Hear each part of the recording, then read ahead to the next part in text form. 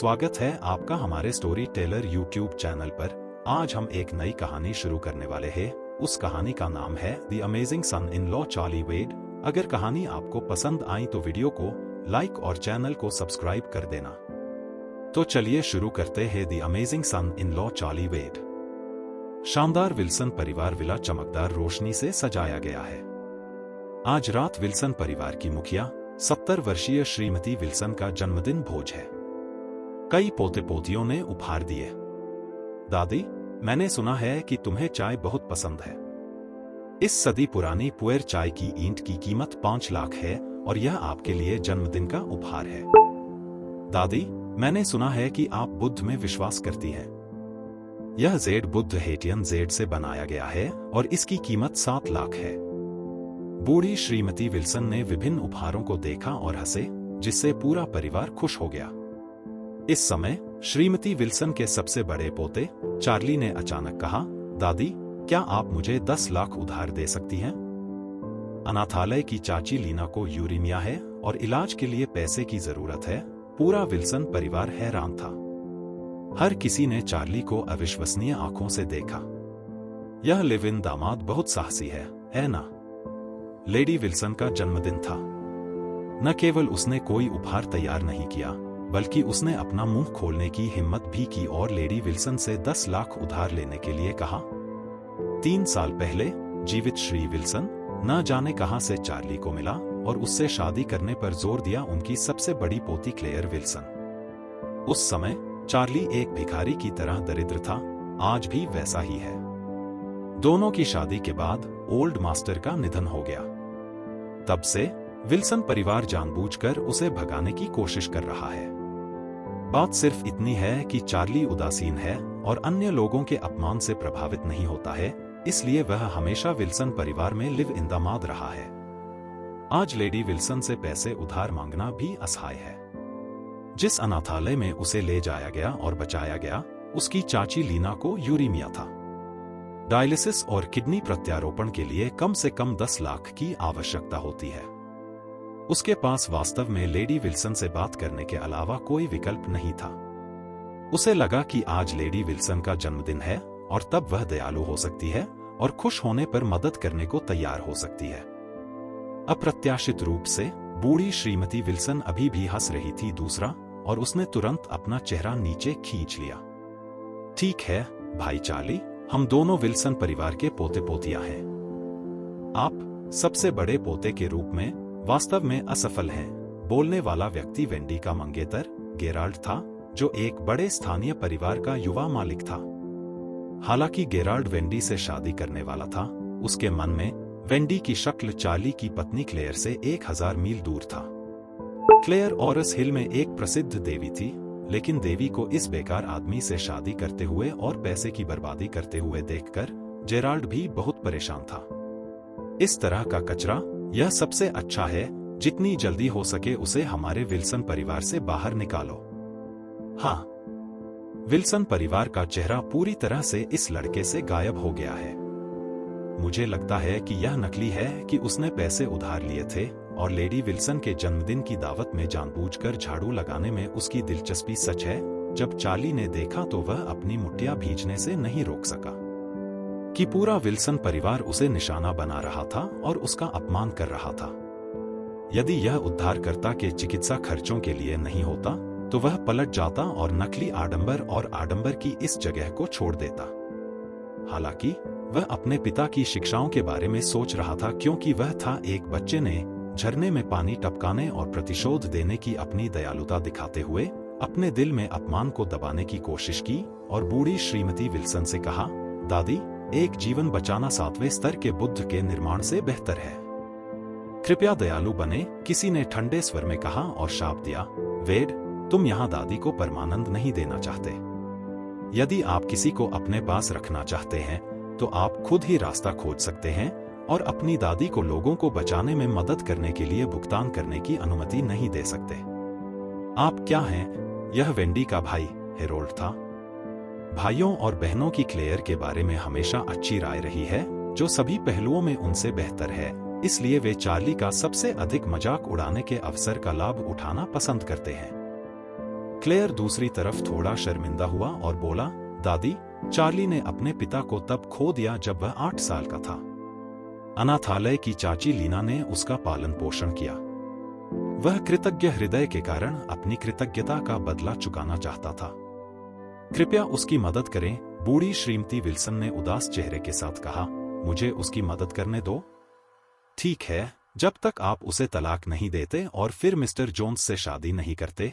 यदि आप ऐसा करते हैं तो मैं तुरंत उसे 10 लाख दूंगा। लेडी विल्सन वेंडेल के बारे में बात कर रही थी, जो क्लेयर का पीछा कर रहा था। जोन्स परिवार ओरोस हिल में एक उच्च वर्गीय परिवार था, जो विल्सन परिवार से कहीं अधिक शक्तिशाली था, और लेडी विल्सन हमेशा एहसान करना चाहती थी।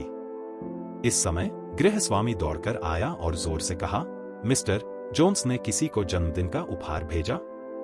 लॉकिंग के एक नक्काशीदार जेर ताबीज की कीमत 3 मिलियन है, श्रीमती। विल्सन बहुत खुश हुआ और चिल्लाया, इसे जल्दी लाओ, मुझे देखने दो। बटलर ने तुरंत एक पन्ना हरा जेर ताबीज दिया और उपस्थित सभी लोगों ने आश्चर्य की सांस ली।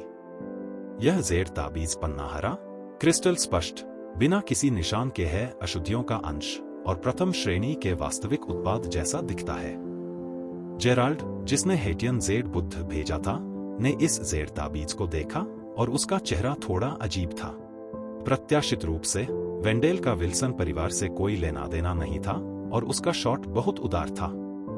वृद्ध श्रीमती विल्सन ने खुशी से जेर ताबीज के साथ खेला और खुशी से कहा, ओह, मिस्टर जोन्स वास्तव में रुचि रखते हैं।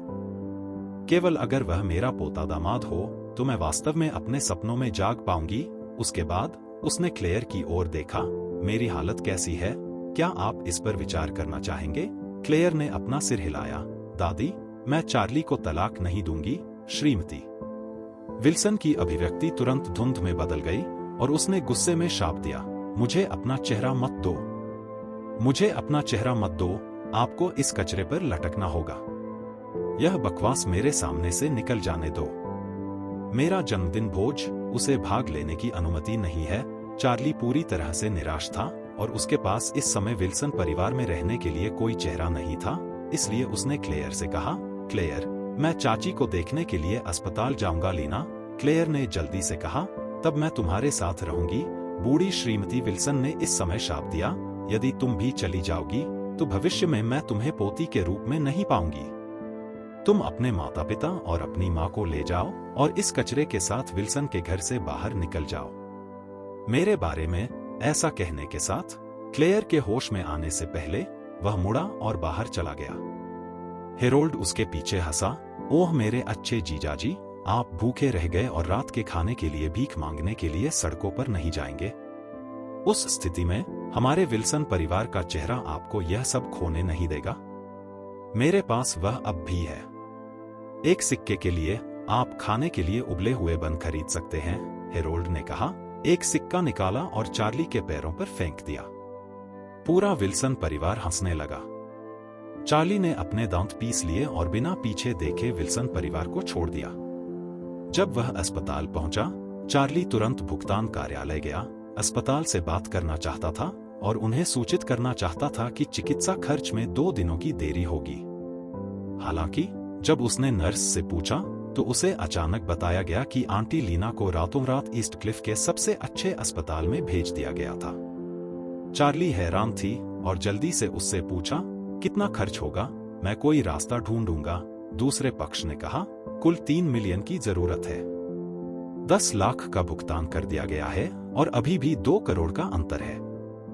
इसका भुगतान 1 सप्ताह में कर दिया जाएगा। इस मिलियन का भुगतान किसने किया? दूसरे पक्ष ने अपना सिर हिलाया, मुझे भी नहीं पता। चार्ली आश्चर्यचकित था और इसका पता लगाने वाला था। जब उसने अपना सिर घुमाया तो भूरे बालों वाला काला सूट पहने लगभग 50 साल का एक आदमी उसके पीछे खड़ा था।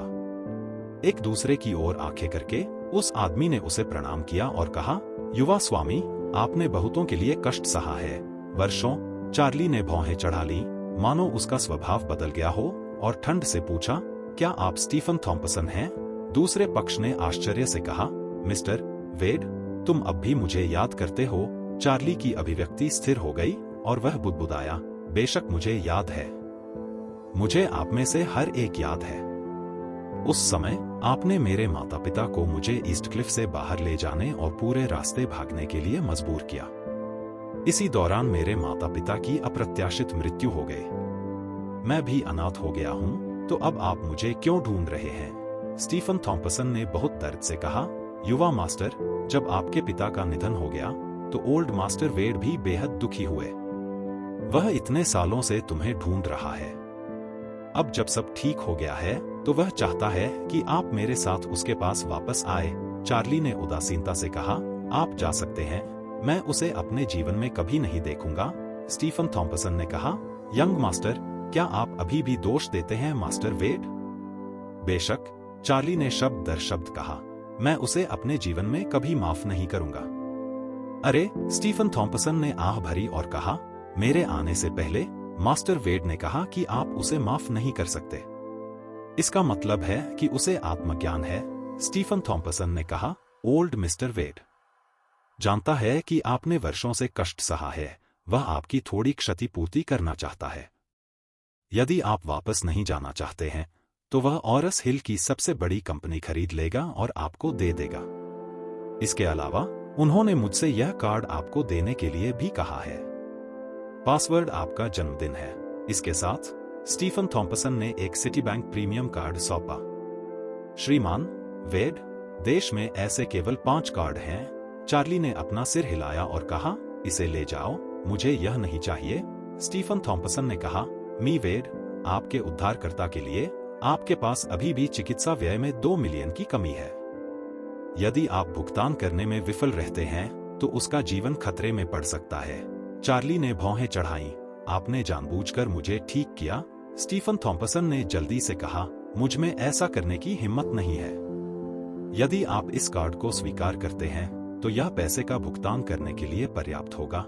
चार्ली ने पूछा, इस कार्ड में कितने पैसे हैं? श्रीमान कहा, यह कार्ड आपके लिए थोड़ी सी पॉकेट मनी है, ज्यादा नहीं, कुल 10 अरब।